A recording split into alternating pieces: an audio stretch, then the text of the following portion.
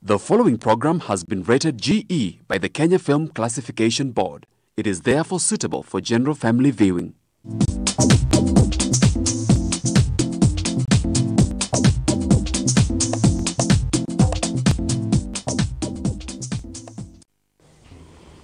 Hello viewer, good morning and welcome to Chungu cha Jamii. My name is Betty Akuku, I'm your host today, and today we are going to discuss a very interesting topic. I know that you have been following us, and today I want to request you again to subscribe to our YouTube channel, which is GBS TV, GBS Kenya.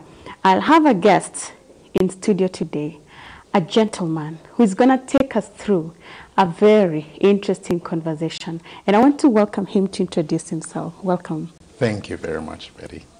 My name is Emmanuel Kariuki, and I am an Executive Director of Life Solution Leadership Foundation, and I also serve as a pastor at Mavuno Church. Wow. And I'm very passionate about the topic we're going to be discussing today. Okay. Yes. Welcome, Pastor Emmanuel. Thank you very much. Our topic today, viewer, is keeping marriage alive. Do text us in. Let us hear your views. Our SMS line is 21144. Be part of this conversation and follow through. You will receive a lot of help. Pastor, yes, I'm very excited to have you today. I'm excited to be here. Especially knowing that you're so passionate about marriage. Yes. Good. Yes. So keeping marriage alive. Yes. I would like to start by asking you, what really kills marriage? Because when people get into marriage, it is a new thing that is born, that is birthed, something that is supposed to be full of joy and fun and happiness. But it dies. What is it that kills marriage? I think the biggest thing that kills marriage is, one, the lack of understanding of what marriage should be. Okay. And I think we all go in with our different ideas, and these ideas have been formed based on what we have seen in society, what we see on social media, what we see on TV, in the movies, in the series, and this, you know, suddenly forms what we think marriage should be. But aren't people prepared before and told, like, this is marriage, this is what you're getting into, because children don't get into marriage? But you see, think about it this way. When the generation before us, our parents, yes, when they were being raised, or even before them, our grandparents, when they were being raised, yeah, you know, the man was constantly, you know, shown what he needs to do in order to be a man. All right. A husband, you know, he would be taught how to hunt. He would be taught, this is how you build your home. This is what you do as a man in society. This is where you go. The lady, you know, she's taught, you know, this is what you do as a woman. We go to the river. We you know, get our pot. We fetch firewood. We fetch firewood. Always the grandma in the kitchen. Exactly. Yes. So we're doing that. So once you get your man, this is how you make your home. You clean it. You do this. You do that. You know, if it's cows, goats, whatever, this is how we take care of it. So you're being raised pretty much to be a wife or to be a husband. Good. But in today's generation, that's not it. Is this the problem, why marriage is dying? It could be the reason why marriage is dying. It could be part of it. It could be one of the reasons. Pastor, when people get into marriage, there is the belief that some people have that a wife must be able to do ABCD, and the man must also be able to do 1, 2, 3. The 1, 2, 3 and the ABCD do not necessarily have to be having known how to fetch firewood and hunt, you know, and keep the herds and all that kind of stuff. Today, it has changed a little. People now believe the man needs to go get the money to provide. Whichever way he gets it, he needs to do his role of providing. The woman, on the other hand, needs to keep her home. And to her, keeping her home, she too does not need to do it hands-on. Yes. If she has some money, she can get a house help to do it, as long as the home is kept. Is this in any way contributing to the fact that marriage is dying? Again, it could be a reason. It could be a reason why marriage is dying. I don't see why that should make a marriage fall apart. I don't think so too, because but marriage is not bringing activities together. Yes. It is bringing two people together. Yes. So these two people are here. Yeah. If the house is kept, Yeah. you should be happy. That's true. If there is provision, I also believe you should be Yes. contented. But I had somebody ask me a very, very difficult question. Okay. I told him, but aren't you happy the house is cleaned? Your food and meals or whatever, ready on the table. And he said, then I should have married that person who does the cleaning. Who does the cleaning, and not this one who just come and give me grief most of the time. Yes. So you see. So then that Yes. clearly defines it, Yeah. that marriage is not just coming to do these things in the home. No. It's not just coming to make sure that the fridge is well stocked, and that the home is clean, the laundry is done, and that there's a food is on the table. So marriage is about two individuals. Yes. If it is about two individuals who loved each other and came together, my belief is they were not forced and pushed into it. Who is killing it? Again, Or what is killing it? Again, I'll say it's because there's a foundation of what marriage is. Okay. There's the person who created this institution and brought it into being. There are values that he has for this institution. And it is in following these values, it is in being in this institution and following its ways. For example, when you go to work wherever you work, like for example, when you come to the studio, when you come to, present, there's a certain protocol that you have to go through. Okay. You have to know who your presenter is, you have to know your topic, you have to know the questions that you're going to ask. I get it. In the case, something happens here, there, you have to know how to bring it back. Yes. Before you come on, they tell you have to dress a certain way, you got to do your makeup, there's all these things. And when you are missing from that, then guess what? It's deemed as this thing is failing or you're not doing it right. I get it. Okay. In the same way, in marriage, there is the way marriage was created and the way God intended for marriage. And I feel like we as society, we as people have gone so far. We are drifting away. We have not drifting, we have drifted so far away. Whose fault is it? Because, Pastor, I have seen a lot of people who have the intention to get married, getting to the premarital counselors and seeking for counsel. What is mistake have they done? They have to go for premarital counselors, for premarital counsel. A lot of counselors or pastors nowadays insist that I will not officiate your marriage before you have gone for counseling. But now the irony is, those who are drifted apart, those who are separating today, wedded in church, went through the premarital counseling. You see, and so their marriages are dying. Yeah. Now, how long does premarital counseling last? In our place, which I believe does it probably the longest, the church that I attend, which is Mavuno Church, we do it for 10 weeks, at most 12 weeks if there's, depending on whatever. And we that's do a it long for 10 time. weeks. Now, 10 weeks is supposed to remove or cancel or change. Let's say the average person is getting married in their 30s, at least that's who I do weddings for, maybe 32, 35, to change 35 years worth of being indoctrinated with other doctrines. This has become your default setting. This has become your foundation. This right here is the ideal. And this ideal has to fight with this default setting that is right here. So the undoing becomes so difficult. The undoing becomes so difficult. And we, unfortunately, are not willing to put in the work. It's so difficult. Constantly in weddings, I preach, and I make sure I preach this in weddings. This is like my one sermon that I preach. I may say many things prior or after, but this is the one thing I teach. 1 Corinthians 13, 4 to 8. And this talks about love. And imagine love is not a glamorous thing. It's not a romantic thing that, you know, it has feelings and, you know, and you just have starry eyes, you know, and you're just looking at each other all the time like, oh, honey.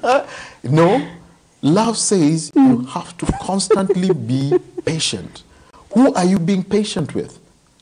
You see, when you get married, unfortunately, your wife is not at the place that you would desire them to be. Your husband is not at the place where you came with the expectations and the things that you feel like a husband needs to be. This guy is a young man, a work in progress.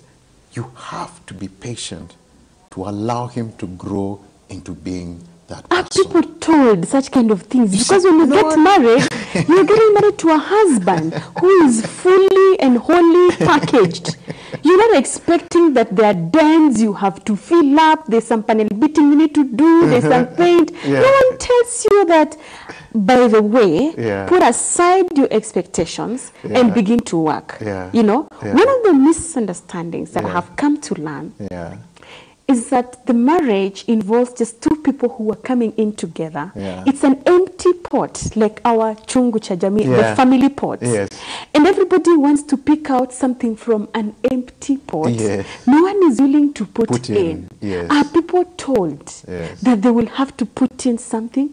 Or when I'm getting married to a man, my expectation is I have come from my home. I have already had education. I'm probably even working, you know. So you need to make me better than I have come to you. You know, because I have left my parents, man. So I have come to live with you. Are people told that, you know, this is not a man that is in perfect and complete shape? You know, they have been injured and beaten by robbers here and there. You need to do some shape up and polish and some beating and what? Are people told? You know, when I look back in hindsight, now I've been married for 17 years. Congratulations. So I don't even remember, thank you. So I don't even remember how it was before marriage.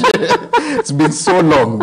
You know, I've gone through so many things that you're just like, hey, that one, you just come and stay in Tashikilia. We'll make it. Even if we get to the finish line, you know, wounded and just crawling. We'll make it. I will hold on to this. You know? No divorce. No divorce. You've decided. We have decided. You will stay on the ring. Again. No. But you see, when I look, in hindsight, when I look back, there were so many people I constantly heard saying, people saying, marriage is hard work. Hey, marriage is hard work. Now, there's the hearing and there's the experiencing. You get. You can hear so many things, but when it begins to happen, it's a totally different thing. I know. You know? So you can hardly handle it. You must be really strong-hearted to make it. And you must purpose inside of your heart that you know what? We have to get to the finishing line. Whether we get wounded, crawling, as you have described, you know, with bleeding all over, but we must get to the finishing line. Wow. I think that is really a difficult and yet a good decision to make. Because if you do not make that decision, then anything will kick you out of that race. Anything, whether big or small. Pastor, I'm thinking about the reason why people are not able to keep their marriages alive. There are people who are inside the marriage. This marriage doesn't seem to be working, but they are hanging on it for particular reasons. Some are hanging on the marriage because of the children. Some are also hanging on the marriage because of property. Do you think when you're hanging on the marriages for these reasons, would you call this marriage alive? Well, they're still married, so, so you know, but I can't really say that they're alive. Because what is it that keeps, how would you tell that this marriage is alive? Would you judge it because, you people, you have 5 children, 6 children, this marriage is really alive? You guys only have one. You need to do some work. Yeah. You know, you guys have no children. This marriage is dead. Yeah. And you guys have attained a lot of property, so this marriage is alive. Yeah. Is that how you'd judge a marriage that is alive? No, I don't think that's how I judge a marriage that's alive. I'd say that is it's functioning. Okay. It's functioning. A marriage that's alive for me is a marriage according to God's word. You see, when God built the foundations of the earth, he created the man after his own image. He loved him and he created him. And he said, I'm well pleased in what I've created. Yes. And he gave him a command, you know, be fruitful. He said, go multiply. And then he told him to have dominion over the earth. Yes. And then he created for him a helper and a partner. All right. For me, a marriage that is alive, a marriage that is thriving, a marriage that is actually accomplishing God's purpose, is a marriage where the husband and the wife are together as one, achieving the God-given purpose that they have realized that they were called onto this earth. In spite of what they have and do not have. Exactly. What they have achieved and have not achieved. Exactly. But there are marriages that are alive, Pastor, Yes. and they are not of Christians. Yes. But you see, at the end of the day, whether you are a Christian or not, who created the institution? God. All right? Yes. So you have to go back to the manual. All right? And, you know, it's for example, there are cars. Yes. All right? Let's say God blessed you and you own a Mercedes. Okay? The Mercedes, you're told, do not go to anybody else to go and fix that car. All right? The moment you take it to someone else, then you will realize this someone else, because they're not the manufacturer and they do not understand the intricacies of what this space involves, you know, they can only do their best based on their knowledge. They don't know what Mercedes intended for a particular part, how they built it, how they manufactured it, all right? Yes. So the moment they put in a different part, then it compromises the functioning of your car, all right? In like manner, you know, you're going into this institution which was created by God, was created for a certain whatever. And you're not doing what it was intended for, so you will have problems with it. You see, like, there's people who are not born again, people who are not Christians, but the way they live their marriages, they are so purposeful. They know what they want. They know, you know, what they were created. And you see them, like, actually going out there and making a difference in society, making a difference in the world, making a difference in their children, all right? They are living within the principles of what it was created to do. All right? Yes. So their marriage is thriving and alive. You and I, who subscribe to this God, you and I who call him King or Savior, should know better. And unfortunately for us Christians, you know, the Bible has become very theoretical, and it's not a practical thing that we are walking every day. And hence, our marriages, we have competition from people of the world whom we look at and think that they're happy and they're making it and they're thriving, which I do not think it's true. Yeah, the thing is, you know, it's so glamorous. It's just so glamorous. Yes. You know, you watch it, you know, just forgive me for using this. Like, I mean, just think about it, you know, when you watch a series, you know, you just pick a series and you watch the series and how it just glamorizes the place, you know, of marriage or even of an affair. You know, you just see somebody, they come into a space and they're having their clothes running all the way from the front door, you know, up the stairs, all the way into the bedroom. And when you get married, is that really the case? It's not really the case. It's not. In fact, when you get married, you realize, there's so much work. I have to call her. Reality just checks in. At 8 a.m., before Shinani, I had to have put that note, hey, you look so gorgeous. See you at 10 o'clock, how are you doing? You know, at lunchtime, I say, babe, I just called to say I love you. And then you're praying, something in the midst of the day doesn't happen that will change the mood. I know. Because by the time life happens and, 5, 6 p.m. comes and you meet together and you had all these ideas like, wow, today, mimi na wewe. And then you just realize, this day has been so hard. Please don't come near me. Don't talk to me. If I'm so stressed. I'm so stressed. And sometimes even make that delicious meal and he doesn't even enjoy it. He doesn't even eat it. Yeah, you realize you're not connecting. You realize you're not communicating. You realize you're not even having fun. And it can be 1 month down the line and hey, we haven't even gone out this month. I know. Because life happened. You see? So and there's so much expectation. Exactly. And a lot of things are not real. Yes. From before you started. Yeah. And you're trying to put them in and work them out in your marriage the same way. Yeah.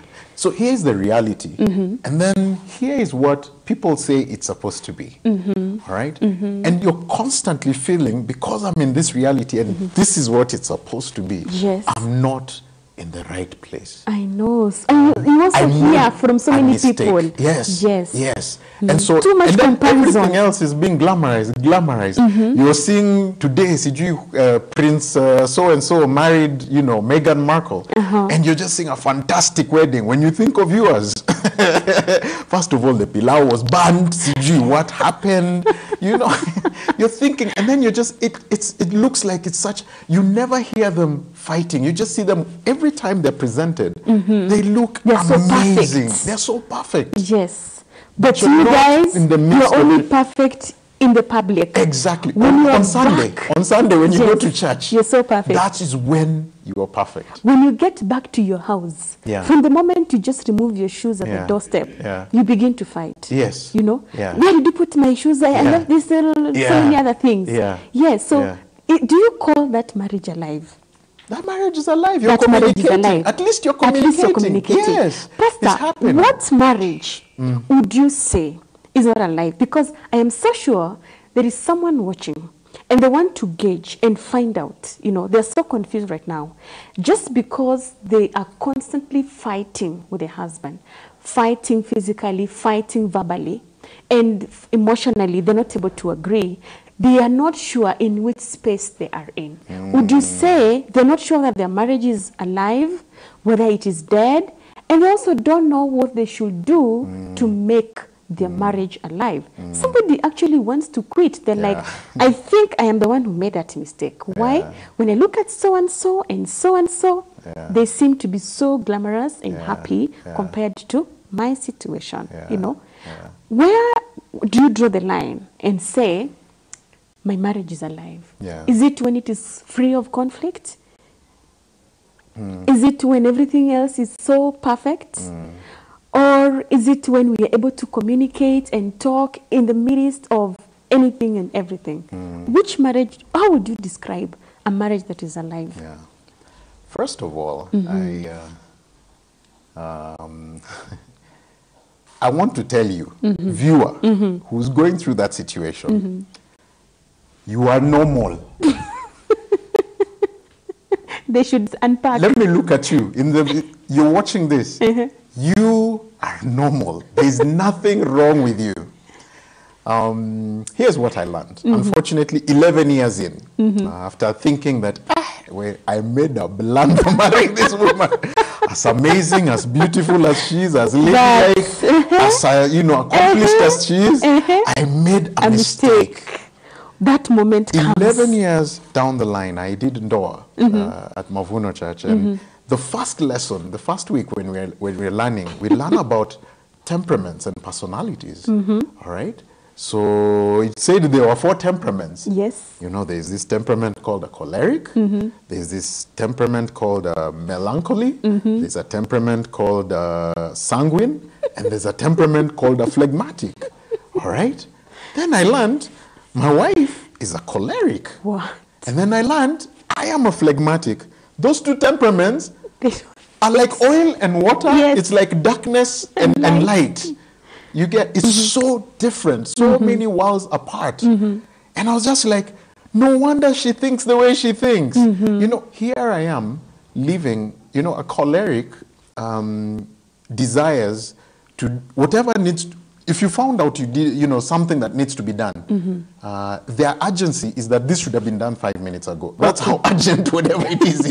So cholerics are constantly on the go. They're constantly moving. They're constantly Now, for us phlegmatics, you know, Jesus is on the throne. I know. It will just be done. We take forever to make a decision. We take forever to move. You know, everything is easy going. If there was a fire here, you know, we phlegmatics would be the one coming down everybody. You know, the choleric will be frantic, running. You get... So, at the point that I learned that, oh my God, their personalities, then I was just like, oh, this is who you have been all this time. So now I began to embrace her character. I began to embrace who she is, her personality. Your heart. So even the way I respond to her now, you know, I understand, okay, you know what? Because of her temperament, she would like that, you know, if she pointed out that this door handle is messed up, you should have handled it. I take care of it. Yes, immediately. Immediately. You know, in fact, I should have seen it. Yes. not 2 or 5 days later. You should not have waited for her to tell you. A second or third time or a fourth time, which was the case. You know, I was just like, yeah, she mentioned that. Now I note it down. I say, let me take care of that as soon as I can. So I arrange my day so that I take care of it. Yes. So I make sure it's taken care of. And guess what? She is such a happy camper. She knows that I'm a phlegmatic. She knows that I take forever to make my decisions. She knows that I procrastinate. So what she has done is she has come into that space now, and she has told me, you know what, how can I help you to achieve this better? It's not that you should have done, you should have done, you should have done, which is what we tend to do. And you know that becomes a fight. It becomes a fight. It becomes a fight because when you get to the house, when you get to the house and you find that this is put here, this is put there, and you had mentioned it, how do you conclude? She doesn't respect me. And from there, you pick up a fight. Like, oh, why? And then, you know, from that small thing, it births so many other things that have been hidden under the carpet. And this is how your mood is destroyed. And this is how your heart just travels far away. And this is how many thoughts come into your head. And you're just like, you know what? I made the wrong decision. When this comes, it's going to eat you up, eat you up until you would not settle with this woman in your head. I don't think it is big things that make people separate and divorce. No, it's very I think it's small. a very small thing. That just it's many small things put together. So because of this, you're going to pick up a fight and you're not going to solve this. And you're going to conceive the thought that she hates me, he hates me, he doesn't like me, he doesn't appreciate the things that I do. And it's just like you have not known the type of person they are, whether they are a sanguine, you know, like sanguines are so jumpy, they don't keep quiet. Seeking, they forget things. They're the ones who, how come you're not saying hi? I know, you know, they want to be checked on every other time. They're so sensitive, you know. So if you have a sanguine and you just wonder, they are all the time on you, like, you know, you may take it as she's nagging. And she's actually not. It's just her type of person. So you actually feel that people need to learn the character or the temperament of their spouse. Because this would help them to solve a lot of things.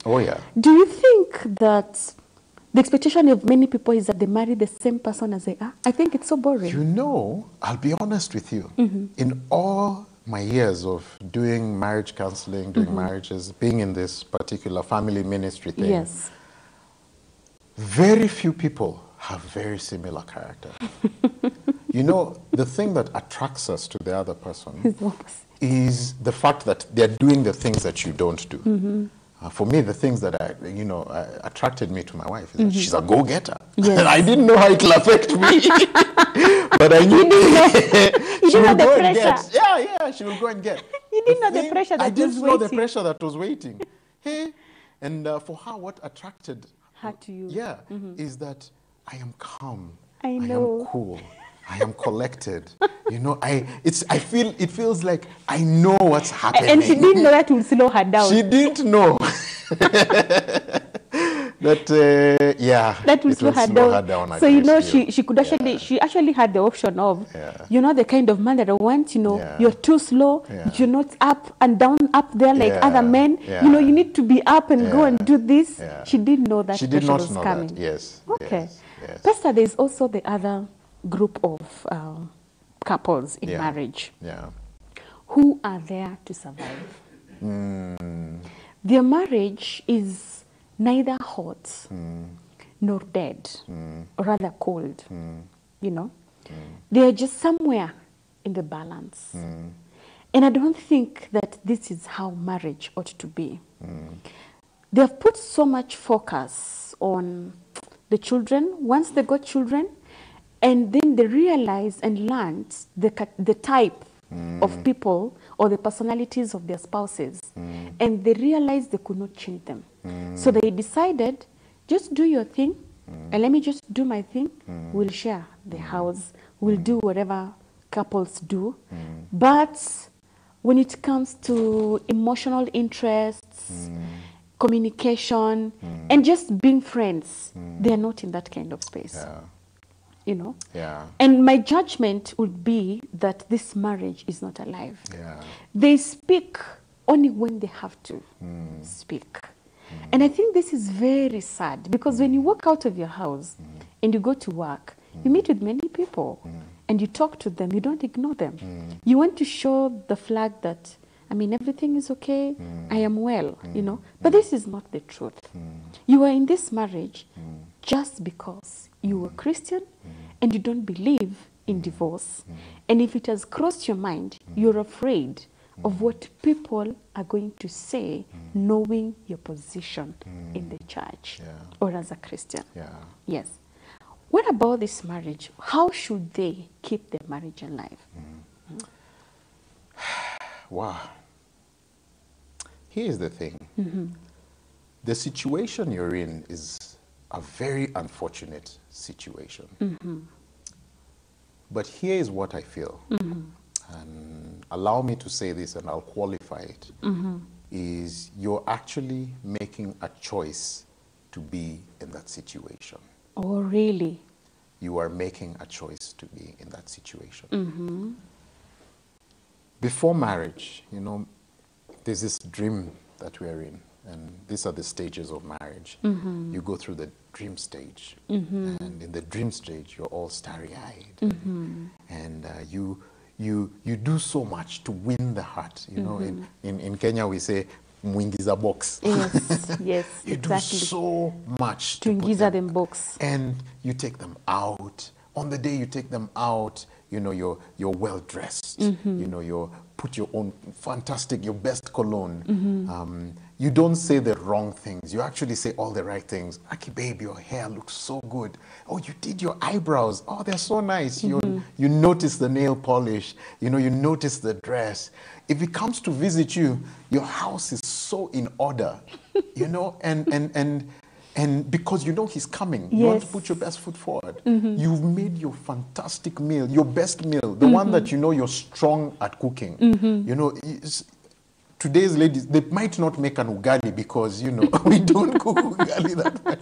But, you know, they'll cook some fantastic, fancy thing which they read in some book, you know, just to impress him. They'll get a YouTube menu. You'll get, exactly. And they do all these things, and then you win them. And then, you know, the first few months, you know, you're just trying to put up those appearances. And then there's the part the stage I call the exhaling stage. Okay. You know, you're in the house, and now...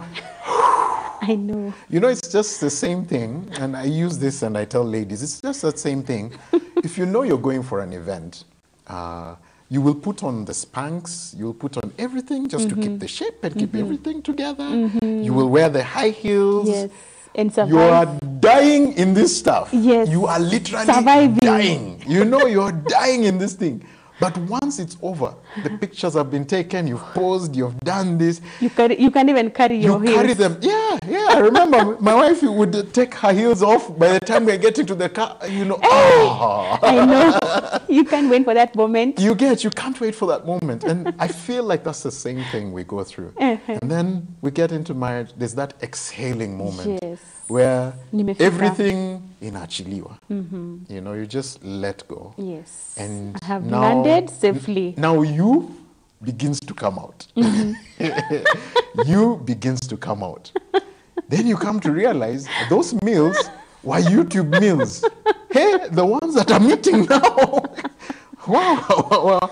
Then you realize this guy used to smell so good. Like every time you meet him, you know, for those 2-3 hours during the day. Now you're with him the entire time. You realize, wow, the body odor.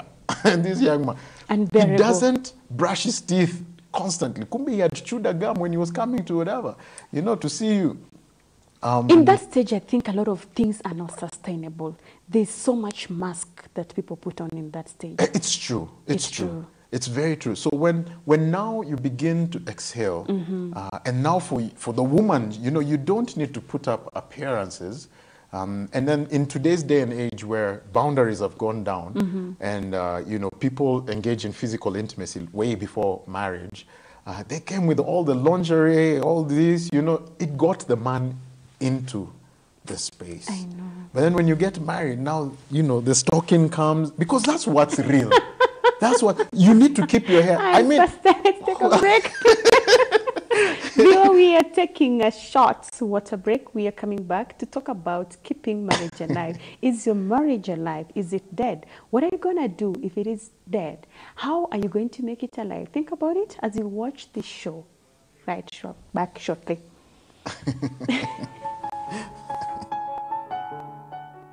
People have dominance over themselves. Why? Daddy, no money. Give me money, I'll buy for you. Hey, Daddy, I say I don't have money. Hey, I know, Daddy. Can the Ethiopian change his skin? Or the leopard its spots?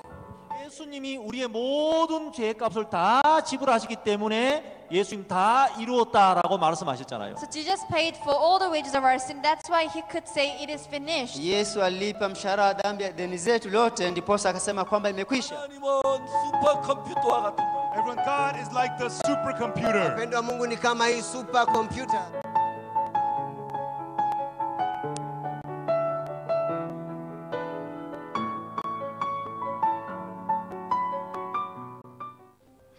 My name is Zawadi.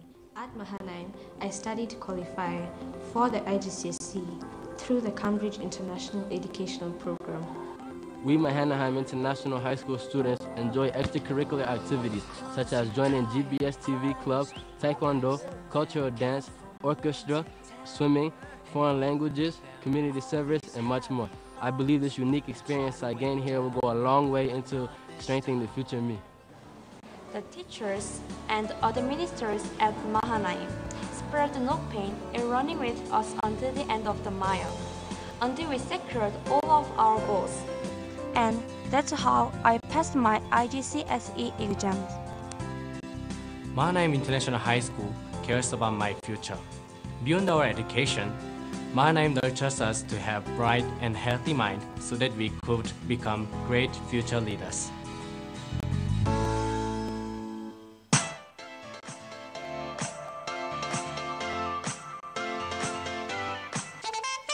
We're going to be in the kitchen learning how to do a few tricks.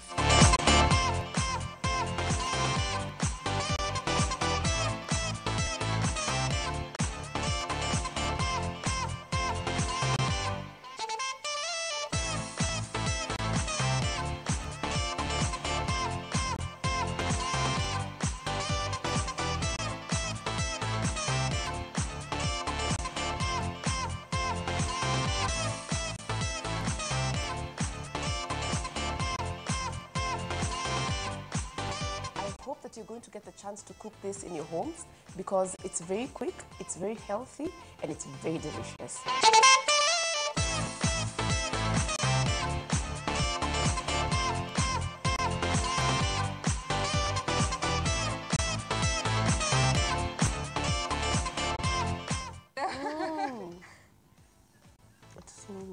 love it. I know.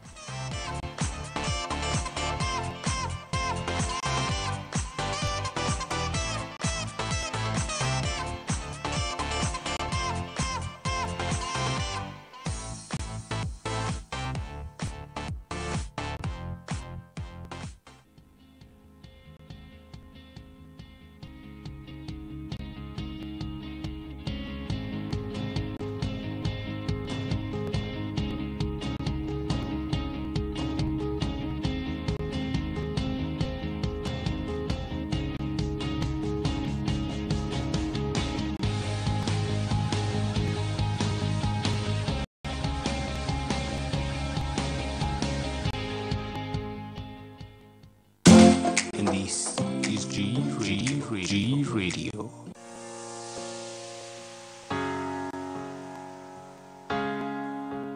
Hello guys and welcome. This is G Radio, #1 TV show, and we're coming live at GBS TV. And I'm your host, Isaac Tabitha. I'm the co-host, Evan Tinyari. As usual, we have our DJ Deco. You can also send your views on my Instagram page at Tinyari_Eva. And also you can get me on our Facebook page as Isaac Tabitha. Thank you so much, guys. Keep it here.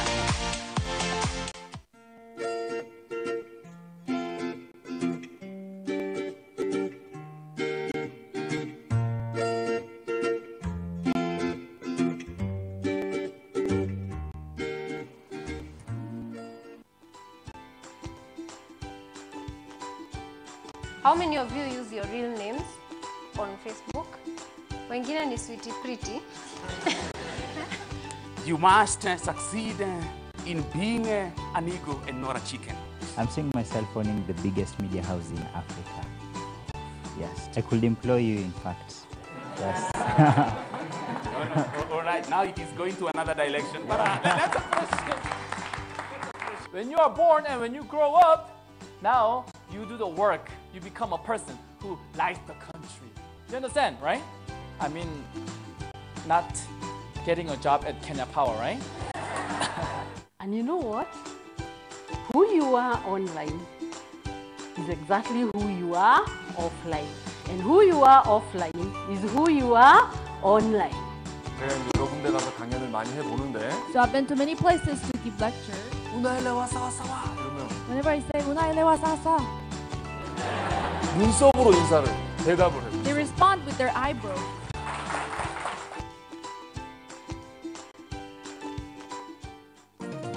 Hello viewers, welcome to Women's View. What you see is what you get. Very exciting and fun. We grew up in a certain community and we were told this is how women are. Everybody was coming with what they can get. This is not a joke. You signed up for life. Very interesting. A woman is this. You want somebody else to do something for you that you can do for yourself. You know what, you're doing a great job. You keep doing it. You are going to school to become a musician. Like, seriously? Okay, hit.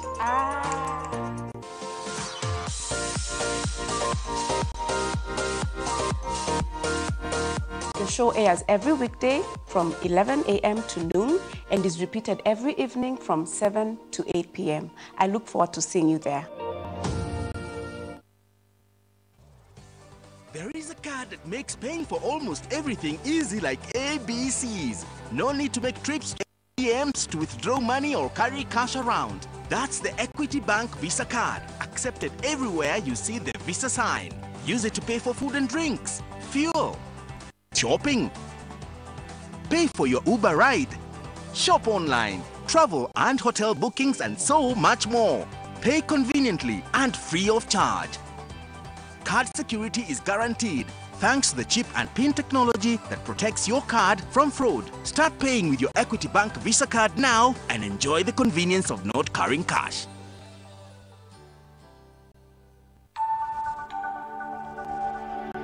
Everywhere, GBS. Welcome back, viewer. It has been a nice water break that we have had. Today, as I said, we're talking about keeping marriage alive, and I'm here with Pastor Emmanuel. He's helping us truly with this conversation, and I hope that you're following and enjoying every bit of it.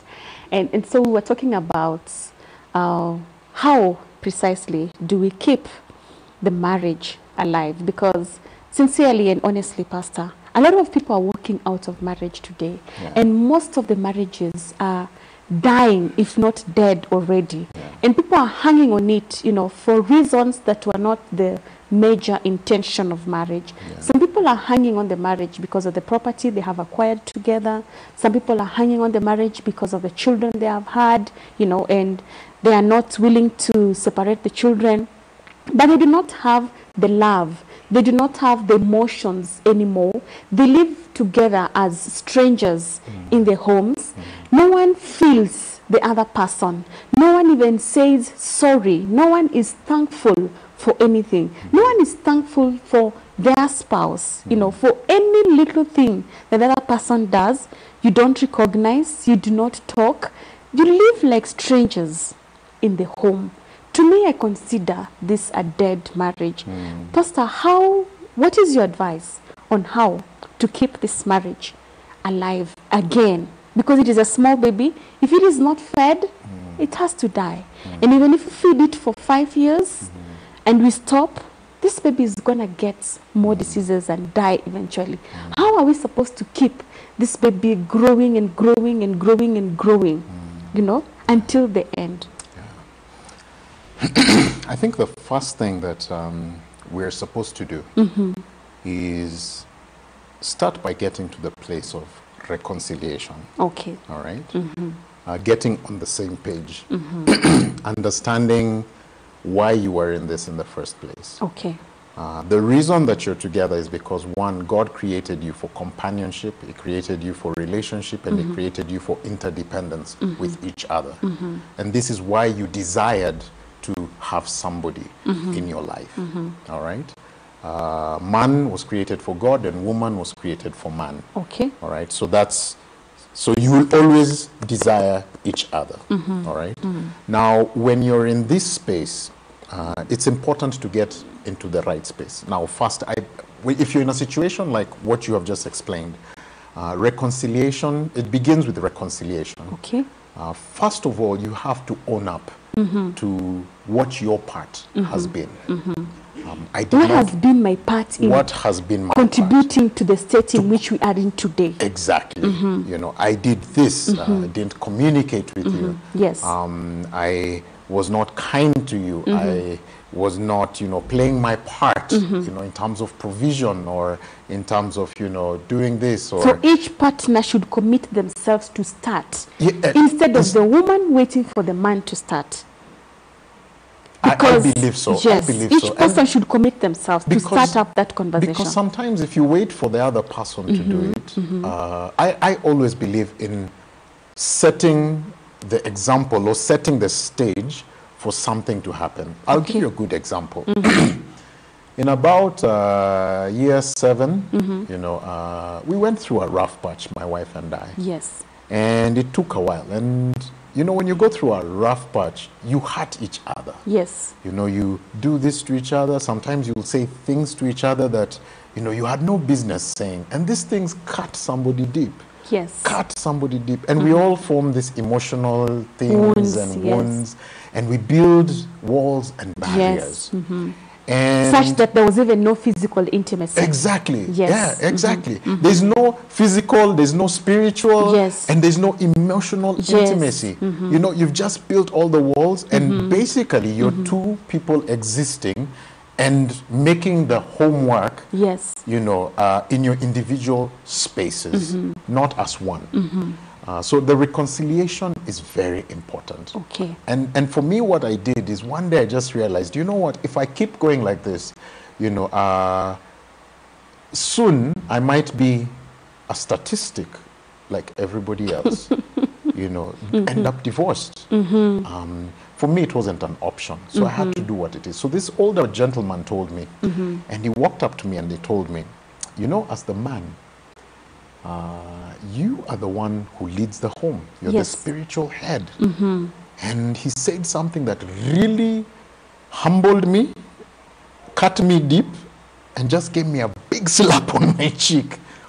He says, the way your home is, or the reason is your home is the way it is because of the way you have led your home. Okay. He made it your fault. Hey?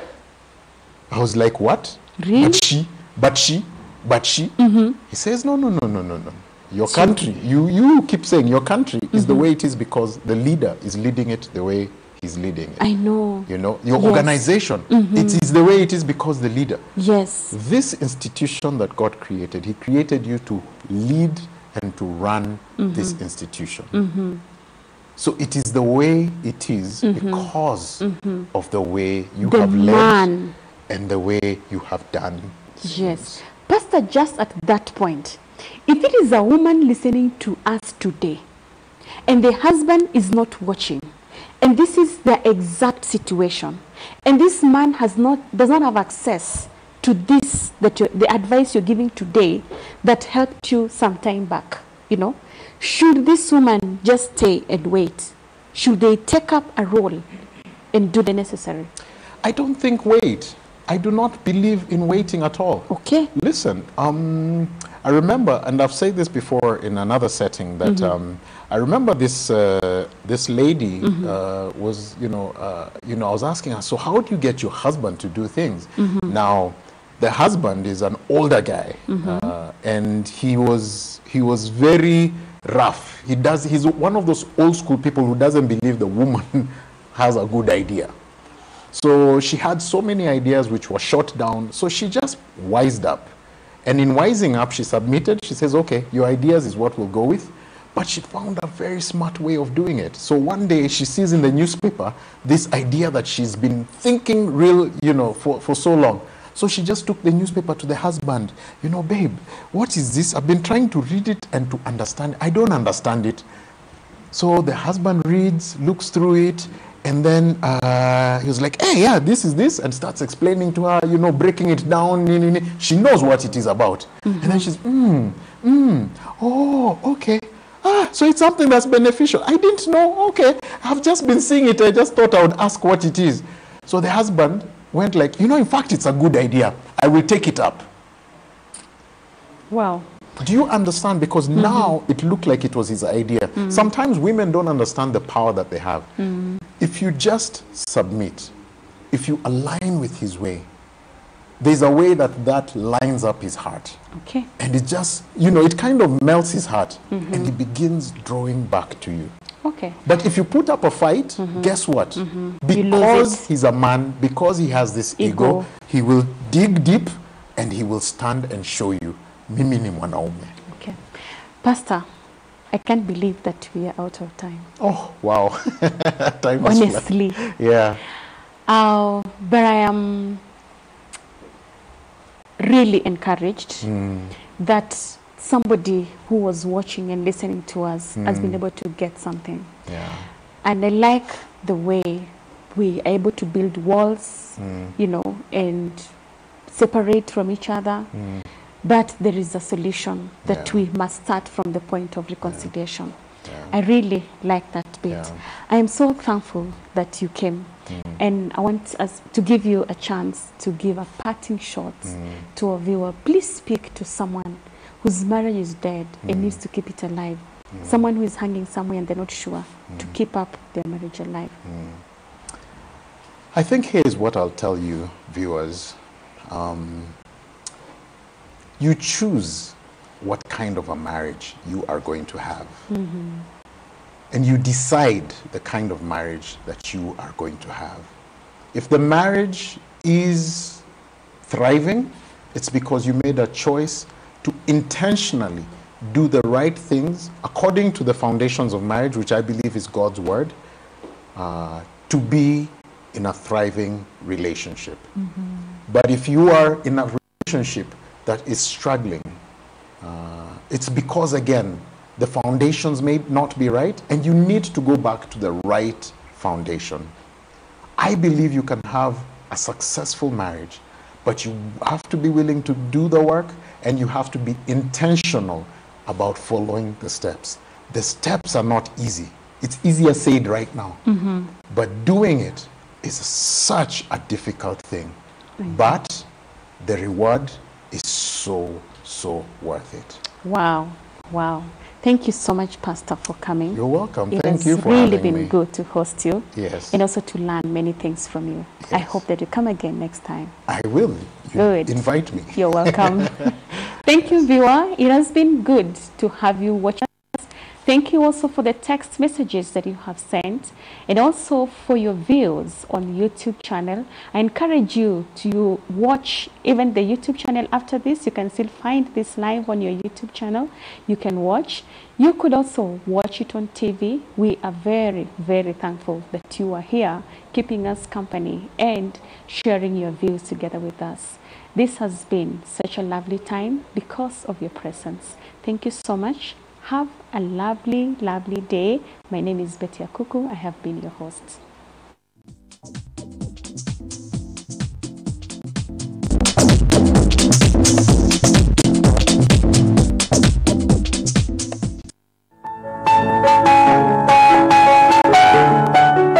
People have dominance over themselves. Why? Daddy, no money. Give me money, I'll buy for you. Daddy, I said I don't have money. I know, Daddy. Can the Ethiopian change his skin? Or the leopard its spots? 예수님이 우리의 모든 죄값을 다